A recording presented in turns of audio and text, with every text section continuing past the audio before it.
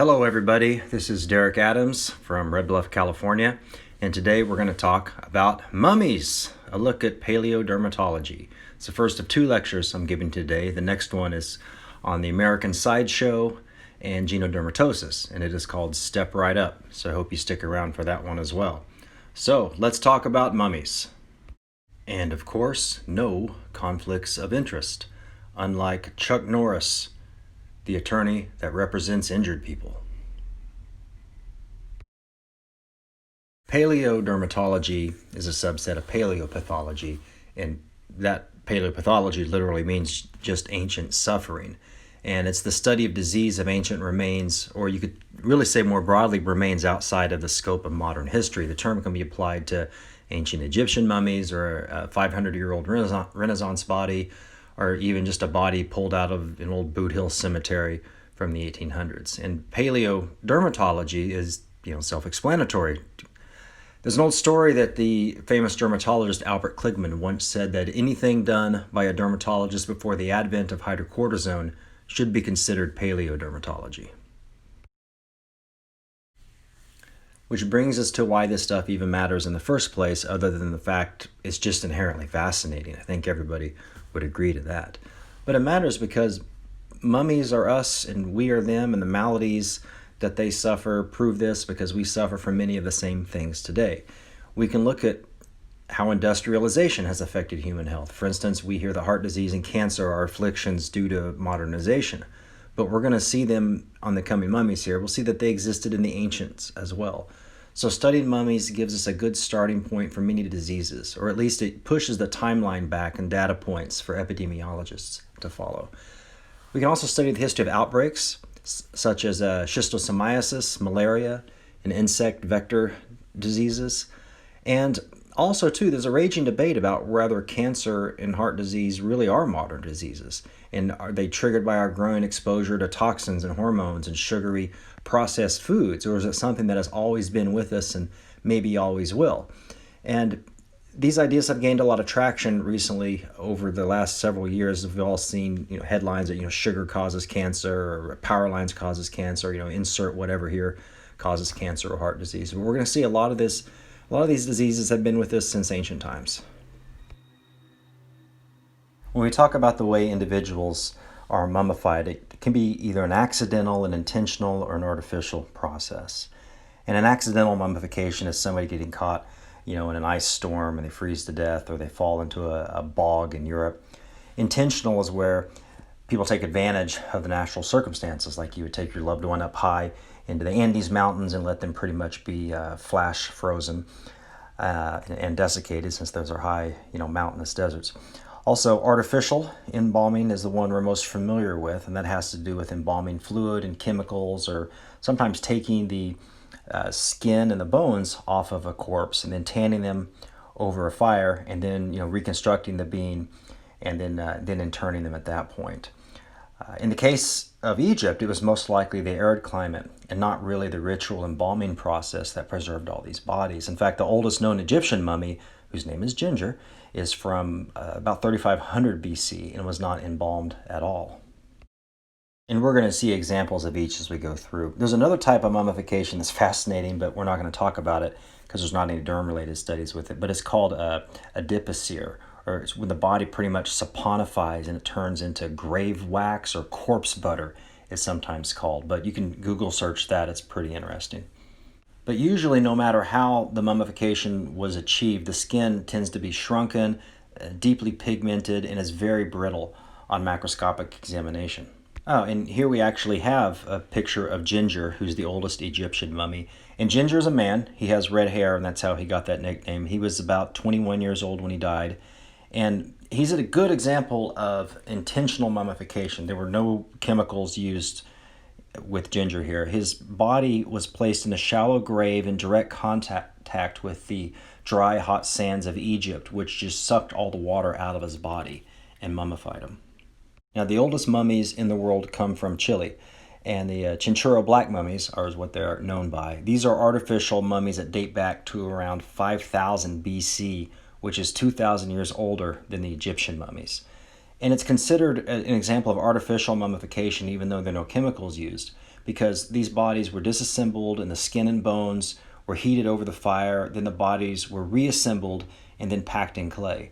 Now, the oldest naturally mummified corpse recovered from Peru, or really anywhere, is from the Atacama Desert, which dates to around 7000 BCE.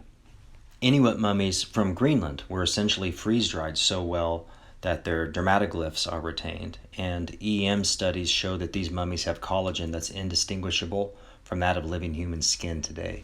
But there are mummies all over the world. They're the so-called salt men of Iran, there are ancient Chinese mummies, Native American, Mexican, South Pacific, really every continent but Antarctica has a history of mummification. The Hong and the Ming dynasty have even these things called the wet mummies because they're embalmed in mercury. And if there's a way to preserve human flesh, people did it somewhere at some point in time. Sir Mark Armand Rufer is considered the pioneer of paleopathology. He was originally working in England. He was working on diphtheria when he became infected with the disease and suffered some kind of severe paralytic sequelae that compelled him to resign, and he took up a post in Egypt where he became interested in paleopathology. And he made the first important observations and invented a softening fluid for the rehydration of the brittle mummy tissue before they could be processed for microtome sectioning. Bruffer published a book called Paleopathology of Egypt, and there's probably not a paper in existence on paleohistology that appears without a reference to Rufer's pioneer work. But for a more modern source, I recommend the article by Lowenstein that was published in 2004 if you're interested on a good jumping off point to look at these issues further. This is a section of a few thousand-year-old mummy from ancient Egypt, and this is from the collection of Dr. Darius Merrigan, who's a dermatopathologist in Monroe, Michigan with Pincus Laboratories. And he told me that this was a gift from an Egyptian dermatologist to his father quite some time ago. But using Rufer's rehydration methods, which have been refined since then, it needs to sit in a solution for 1 to 4 days before it's subjected to the microtome. But you can see there's stratum corneum, you can see the keratinocytes, you can see some melanin hyperpigmentation there at the basal layer. Looks like the papillary dermis has been lost to the sands of time, but the reticular dermis is quite well preserved. And although I don't have any photos to share with you, but it's been shown that on electron microscopy in mummified skin, you can see these nuclei that have this dense chromatin, and you can see tonofilaments, you can see the desmosomes. Melanocytes and Langerhans cells have not been seen, to my knowledge, yet that I could find in the literature, but elastic fibers are usually pretty well preserved in both their amorphic and their fibrillar form. And one thing I was shocked at going through the literature is that there are so few studies actually done on the skin of mummies outside of just gross macroscopic observations.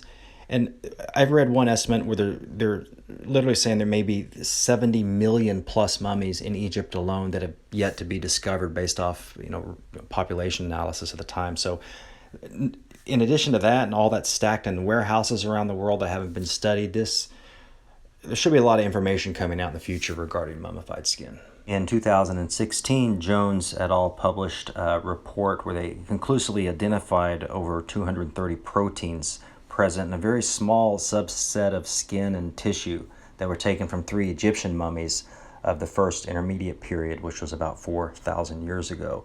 These mummies were excavated in 1911 and in pretty poor shape, evidently, so the curators didn't mind the researchers doing this to them. But this woman that you see here is a Kepachet, I believe is the way it's pronounced, and what you're about to see are the samples that were taken from a small punch biopsy of her hand. You can see the most abundant protein observed were these various isoforms of collagen, which collagen is very abundant in ancient tissue because, it's essentially leather, right? But the prevailing hypothesis on why it lasts so long is that there are these intrinsic structural features like the cross-linking of hydroxyproline residues that makes them more resistant to degradation and hence lasting longer. And for those of you that like scanning electron microscopy, up there in the left-hand corner, sample A is the collagen from Kepachet's hand, and the other 3 are from the other mummies that we're not talking about right now. And from the hand of Kepachet, you have this soup of inflammatory markers that were discovered. And I included this because this is one of the only studies, in fact, the only study I could find where inflammatory markers were tested for and detected in mummies. But as I said earlier, there's literally warehouses yet to be examined full of mummies. I picture like the end of Raiders of the Lost Ark when they're rolling the credits and there's just like endless crates of artifacts probably to be forgotten and miscatalogued and never studied. But the authors here guess that she suffered from bacterial pulmonary pneumonia based upon the pattern and the ratios they saw of these inflammatory markers here. When you look at the work of paleopathology, chronic infections and orthopedic injuries are by far and away the most common pathologies described. Derm doesn't even really rank toward the top. But I put together some of the more interesting ones I could find. And as far as we're aware, there are no reports of eczema or psoriasis or really any inflammatory conditions, which makes the hand of Kepithset so interesting, in my opinion. There is one report from 1904 that tentatively diagnosed eczema from the gross appearance of a American or a Southwest American mummy. I pulled this article and read it, and all it mentions is that the infant had some scale on its head, but this often gets repeated throughout all the different paleopathology, paleoderm literature. So I wouldn't make a diagnosis of eczema based off that. As you and I know, that could be many things. Also, in reality, the claims of SCCs and dermatofibromas are a little dubious too. The authors, in my opinion, make some pretty adventurous assumptions at times. And then there's a phenomenon of pseudopathology that trick researchers, and where we think of a rodent ulcer as being a basal cell, a rodent ulcer could be just truly a rodent ulcer, a rat gnawing at a skull. There's also when the mummies are being prepared, the ropes choking off certain areas of the skin, just the change of the general morphology and such. And sometimes the coffins will do strange things to the skin as well. There's plenty of skeletal evidence also of nutritional disorders that I didn't put on this list, like scurvy and hypervitaminosis, that would have cutaneous findings, but either they didn't have any skin to examine, or they just chose not to examine it or publish it for whatever reason. Now we're going to go around the world and examine some individual mummies and some of the skin findings that they exhibit. Our first person we're going to meet is Pharaoh Ramses V. This is not the Ramses of the Old Testament and Moses. That is believed to have been Pharaoh's Ramses II. But Ramses V here is a good example of how dermatologists can play a role in pathology, especially paleopathology. He was excavated in 1898, and at the time people speculated that the extensive blackheads across his temples and his forehead were because he didn't wash or he was wearing heavy, ceremonial makeup. And it was a dermatologist that pointed out that it was probably due to extensive solar degeneration, like a Favre-Rocachot type phenomenon, rather than anything that had to do with him, socially, ritually wearing makeup. And it's believed that Ramses V is history's first known casualty to smallpox. He died in 1157 BCE. That's a picture of his tomb there. But one thing I learned during this putting together this talk is that the ancestral form of smallpox that our most immediate ancestors were exposed to probably arose around the 1600s, whereas the one that killed Ramses, if it indeed was due to smallpox, was from a virus lineage that was no longer circulating at the point of the late 1970s when smallpox was actually eradicated. And this is an interesting article from the World Health Organization from 1980 that describes the examination of the mummy. President Anwar el-Sadat was reluctant to permit them to actually cut a piece of skin that contained some of the possible variola blisters. So instead, it says, quote, "We collected tiny pieces of skin on the shroud. On examining the front of the mummy from the waist up, we saw a rash of yellowish blisters or pustules, each one between 1 and 5 millimeters in diameter. The rash is most striking over the lower face, neck, shoulders, and is also visible on the arms, but there's no rash on the chest and upper part of the abdomen. Earlier photographs published by G. Elliott Smith show the rash also prominent on the lower part of the abdomen and the scrotum." End quote. These researchers could not see the palms and the soles, and despite the limited areas that were accessible for inspection, they mentioned the rash is quite striking and quite similar to smallpox. They also mentioned, too, that their immunologic and virologic studies didn't yield the hoped-for evidence of variola virus, but then again, they were just examining some of the shroud, and they didn't actually have access to skin samples off Ramses. It was terrifying to think what would happen if mummies were exhumed and they did have viable variola virus, especially when you look at all the melting permafrost in the Arctic. There will be a lot of mummies exposed in the coming decades, I'm sure, there. And what do they have that's still lurking in the ice? But experimentally, scabs have remained viable up to 13 years, and there are well-published examples in England. Like, for instance, Dorset, England, there was a person that died of smallpox, and 30 years later they dug him up, and then the whole village was afflicted with smallpox after that. But I found several studies on mummies that were 100 and 500 years old, and neither of those actually showed any non-viable virus. So it's still a big question kind of hanging over the head of paleopathology at this point. Here are two skeletons from the dynastic period of Egypt that are believed to show the first evidence of basal cell nevus syndrome. You can see the cyst in the jaw there on the top left. You can see the bifid ribs beneath, and you can see the shortening of the fourth metacarpal there on the hand. And not pictured, there's some incomplete fusion of the sacrum, as well as some pretty severe asymmetry of the occipital bones as well. And this case was published in 1975-76. I'm not sure what happened to these skeletons, and it doesn't mention whether or not any skin was available for examination. Venous insufficiency was also described by the ancients in the Ebers Papyrus or Ebers Papyrus that dates to about 1500 BCE. And there's been an ulcer on an Egyptian mummy that dated from around 1300 BCE that was thought to be secondary to venous hypertension. And the ulcer was just above the lateral malleolus, and the histology showed hemosiderin deposition around the blood vessels. And arteries in the Egyptian mummies can be pretty well preserved, and they can be examined histologically really without much difficulty at all. This mummy pictured here doesn't have anything to do with venous insufficiency, but wanted to show you. This is a petite royal Egyptian princess who had very severe coronary artery disease. In fact, the author states she would have needed a 4-way bypass surgery today. It's a random sample of tissue taken from the heel of an Egyptian mummy, and it had a well-circumscribed dermal mass composed of whorled dark staining material. Masson's trichome stain showed a small amount of fibrous tissue within the lesion, and the iron stain was notably positive. So the author here made a tentative diagnosis of a probable histiocytoma. I want to correct an error I made on the basal cell nevus syndrome cases. Those were actually published in the early 1900s. I had said that it was published in 1976. This case was published in 1976, so please excuse me on the error there.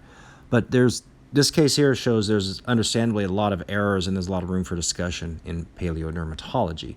This was from a mummy who died in about 800 BCE, and the skin was quite well preserved, and it had these inguinal subcorneal vesicles, the type seen in subcorneal pustular dermatosis. So the author concluded that it was Sneeden-Wilkinson's disease, which wasn't described until 1956. And it's hard to know why the authors jumped right to that diagnosis, and you could easily have been impetigo or pemphigus foliaceus or a lot of other things. As we know, there's some pitfalls in making that diagnosis. Believe it or not, mummies are quite common in Italy. And for instance, there's over 300 bodies of preserved saints just alone in Italy. But the Italian mummies are scattered all over the Italian territory, and they range mostly from the medieval period through the Renaissance up to more recent times. This is the Basilica of San Francisco in Tuscany, and when they were doing some remodeling on the floors, they found 9 wooden coffins that had 9 well-preserved natural mummies that dated back to the 16th century. This is Maria of Aragon, who was a noblewoman during the Italian Renaissance and was a friend of Michelangelo's. Maria's skin was able to tell researchers a few things, the first of which is that on her left arm she had an oval 15 by 10 millimeter cutaneous ulcer that was covered in a linen dressing with ivy leaves, and it stained with human antitrypanomal palladium antibody, and of course it was diagnosed as 3rd stage syphilis. She was also noted to have a pedunculated skin tumor affecting the right paravulvar region. And light microscopy of this, which I don't actually have a picture of, showed an exophytic skin lesion, had some thickened epidermis, and had some dilated vessels, of course, there in the collagen. And DNA studies confirmed the presence of HPV type 18 which of course means this poor woman had both genital warts and syphilis. Now we're going to meet Ferdinand Orsini, Duke of Gravina, who evidently enjoyed the southern Italian sun a little too much. He passed away in 1549, and his mummy had a wide erosion of the upper orbital margin, as you can see there, probably a little under the glabella as well. But anyways, right nasal and retroorbital bones were destroyed as well. The histology showed, quote, a solid neoplasm with cords of spindle-shaped cells destroying compact and spongy bone and forming osseous lacunae with no bone reaction, end quote. So the authors declared this was probably a skin epithelioma, probably a basal cell carcinoma, and they were able to get it to stain very strongly with pancytokeratin. And you can certainly buy the idea that it was a BCC looking at the histology that they were able to lift off the skin there. And overall, when it comes to neoplasms in ancient skin, there really aren't many described. And if we take the population of the known mummies and the probably studied mummies, the incidence is markedly lower than our population today. And a common argument is, people didn't live long enough to get skin cancer. But studies are showing consistently that about 40% of ancient populations lived to be at least 40 years old. And of course, they had a very high infant mortality rate, though. And as we've seen, skin is quite well preserved, so I'm not real sure why there's such a lack of skin neoplasms in mummies. It could just be a matter of sample size at this point. Here's another example of where the osseous record might imply some cutaneous findings. These bones are from the Harari culture at about 1000 AD in what is now modern-day Peru, and the authors felt like the enormous thickening diaphyses that you see here represented pachydermal periostosis due to the pattern. However, there was no soft tissue, or again, there's no skin to actually examine here. And of course, it's no surprise that nits have been found everywhere mummies are found. In fact, the oldest intact head louse was actually found, a nit was actually found on the hair from an archaeological site that was in northeastern Brazil and dates back to about 8,000 BCE, so a 10,000-year-old nit there. Some North American mummies show that 44% of the population was actually affected, and again, that should come as no surprise, but hunter-gatherer societies and the nomadic people usually had lower rates of infections. And of course, nit combs are not at all an uncommon finding in many archaeological sites. And this is a mummy from China that was discovered in 1980 when some film crew was making a show about the Silk Road. They actually found this mummy buried about 3 feet underground, and she was preserved because of the dry climate. And she was infested with head lice, as many of the mummies around her were. In fact, some of the mummies in her immediate vicinity had nits that were deposited as far as 20 centimeters from their scalps that indicate a pretty long-standing infection. Archaeologists also find nits in coprolites, aka human droppings, in mummies from Greenland. And they speculate that they either used lice as a food source or they ate them in an attempt to get rid of them, eradicate the infestation from everybody. And that is taking one for the team, in my opinion. So we'd all guess that most mummies were infested with nits. It's probably no big surprise. But what about melanoma? And there's a very often cited article that appeared in the journal Cancer from 1966, and it's pretty frequently cited today, that states that there are 9 Incan mummies that exhibit features of metastatic melanoma. And the primary evidence that they cite in this article is what they call diffuse metastasis to bones, particularly of the skull and of the extremities. And they do have some secondary evidence, but the secondary evidence is listed as, quote, round melanotic masses seeming to be common with melanoma satellites. And in more recent decades, authors have cast a lot of skepticism on this article from 1966. Lowenstein, whose article I told you about at the beginning of this talk, was skeptical of the diagnosis because there wasn't any histologic testing, which seems quite reasonable. And then Rothschild and Martin in 2006 rejected the diagnosis of melanoma and attributed the cited osseous lesions more to damage that occurred post-mortem from various fungal infections. So in light of this, it's worth mentioning that at this point we don't have any solid evidence of melanoma existing in any mummies from anywhere in the world. But it's also worth remembering that, as we pointed out in earlier slides, the melanocytes don't survive the aging process well. So at this point, really, who knows? Changing gears a little bit here, we have a skull from the Curibaya culture of southern Peru of about 1000 AD, and it's believed to represent mucocutaneous leishmaniasis having destroyed the front of the maxillary bones there. And this individual was noted to have a significant head lice infestation as well. And this individual here is known as Toland Man. He's about 2,300 years old. He's from the Iron Age, and he was pulled from a bog in Denmark in 1950. And no one knows how these numerous mummies ended up in the various bogs around northern Europe, but they usually have the presence of really horrific wounds, like slashed throats. Sometimes their nipples have been cut off. And it suggests that these bodies may have been put in there for sacrificial reasons or to execute people or as punishment for various crimes. But bog bodies often have this very leathery, dark brown skin, and some of them have been preserved in such a fashion that their hair was dyed red after death by the sphagnum moss. A lot of time these bog bodies are discovered by people that are cutting peat in order to burn for fuel. And it turns out that these cool, waterlogged conditions of northern Europe, what we'd kind of call a wetland here, they create these low oxygen environments that have a really high acidity level, and this is primarily from sphagnum moss. And the sphagnum also bonds with the nitrogen, which the bacteria need to survive, so it takes the nitrogen out of the equation, and it helps prevent the spread and the degradation that the microorganisms would cause. And although the sphagnum does a great job preserving the skin, it actually steals calcium away from the bone, so it's not too great for the skeletons.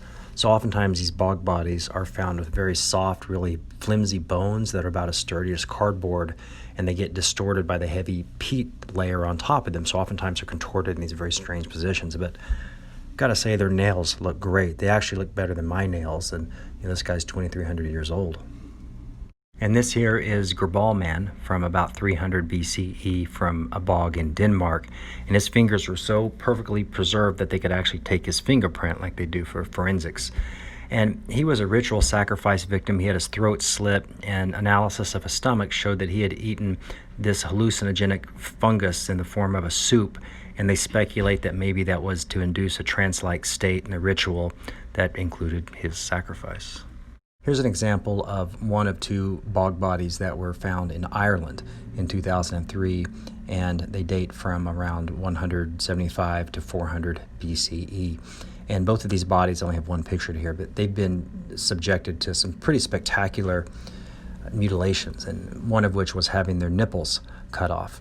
And the researchers felt that this is probably representative of an old Celtic king who had failed in their duties, because in Ireland the king was such a pivotal member of society, so when things went wrong he would pay the price because he was ceremonially married to the land, and he had this ceremonial marriage in kingship with the goddess who represented fertility and land. And the authors say that the king was there to ensure milk and cereal for his people.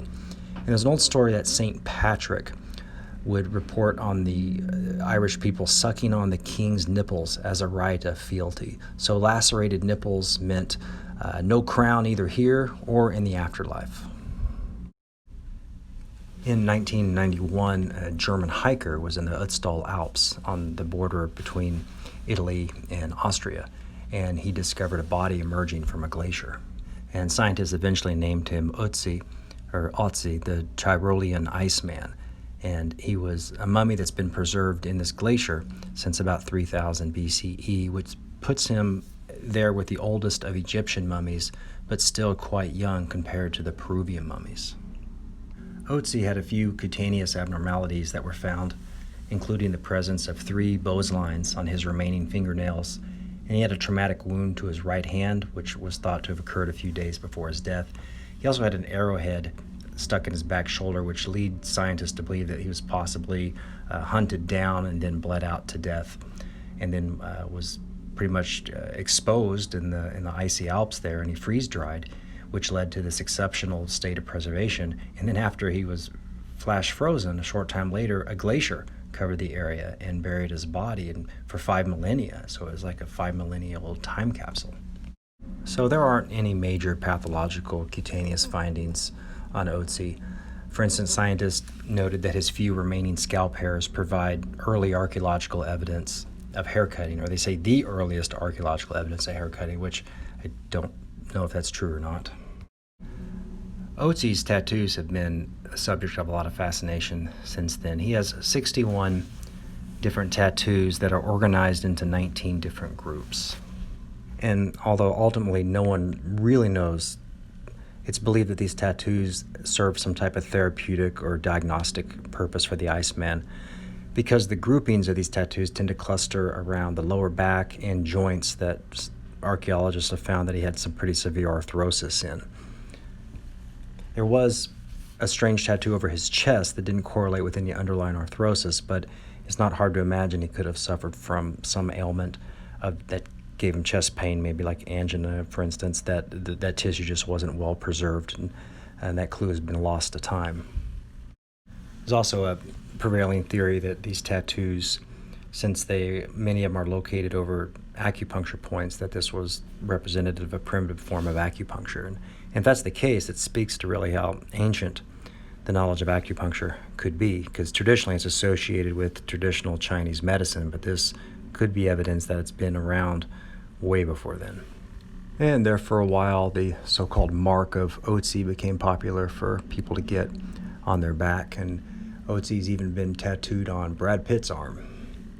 And as I mentioned before, Otzi had 3 Bose lines on his remaining nails, and scientists believe they correlate to roughly 16, 13, and 18 weeks before his death. He probably suffered from some type of serious illness. And I haven't been able to find any significant research on the nails of mummies, but I did find a report where Mies lines that were secondary to arsenic poisoning had been reported. Usually archaeologists use nail examination more to offer information and to speculate on the possible vocation of the person that they had, although I wonder how scientifically valid that could really be. This is an archaeological site of ancient Egypt called Deir el-Medina, and it was a workman's village where people of all walks of life lived as they labored on the pyramids. And they're finding that Egyptians, previously not many tattoos were reported in ancient Egyptians, but evidently they were hiding in plain sight this entire time, but you need infrared technology to see them. And strangely enough, they found that usually it was the women that were tattooed more often. So scientists are using the study of these tattoos on women to better understand the women's experiences in the village. And prior to this study in 2016, there were only 3 cases of known mummies that were tattooed from ancient Egypt, at least from the days of the pharaohs. So it's curious that these tattoos, that these mummies have, in some cases up to 30 tattoos, and they have just been, again, hiding in plain sight all this time. A lot of these tattoos suggest that these women served in various capacities as priestesses and healers. They have tattoos of hieroglyphics on their neck, or the Egyptian eye, or the Egyptian symbol for protection. One woman had a tattoo of a seated baboon on each side of her neck. And it's really hard to know what to make of this. And you could think that, oh, how come we can't see the tattoos in these Egyptian mummies, but we can see them in all the other mummies from all over the world? And you wonder if they were visible back then, or maybe these were secret tattoos that could be exposed looking at them under a certain method within the confines and secrecy of a temple at the time. And really, who knows? So now we're going to take a look at our mummery summary. First of all, we've shown that skin can be preserved in a myriad of different ways, and structures that are keratin-based or collagen-based tend to be quite remarkably well preserved. And ancient skin remains viable for study today by numerous modalities, and there happens to be a real lack of skin neoplasms found in the record, but hopefully this is just from there being such a small sample size. As I said earlier, it's estimated that in Egypt alone there may be up to 70 million more mummies. And one time scientists didn't believe that Egyptians tattooed themselves. Now we're saying this is not the case. They may find a tremendous amount of epithelial neoplasms going forward. And there is a lack of inflammatory conditions in the mummy record. If you remember, the hand of Khepesset was the only one I could find that actually had any documented evidence of an inflammatory condition. And it was believed that she was expressing skin markers of her bacterial pneumonia upon that biopsy. And as no surprise, here parasitic and infectious diseases abound in the ancient world. And finally, there is no hard evidence that any of these Incan mummies ever had melanoma, and hopefully this falsehood will come to an end and quit being repeated over and over in the literature. So we come to the end of our journey today on mummies, and here are the references if you care to look for anything. Again, the Lowenstein article from 2004 is a good jumping off point if this topic interests you. I also put my email address on here, and I'd like to hear from any of you and get some feedback. Doing these virtual conferences like this, I can't read the look of disdain or approval in anybody's face, so if anybody has any thoughts or concerns or wants to talk to me more about skin diseases in mummy, please hit me up. Thanks for listening.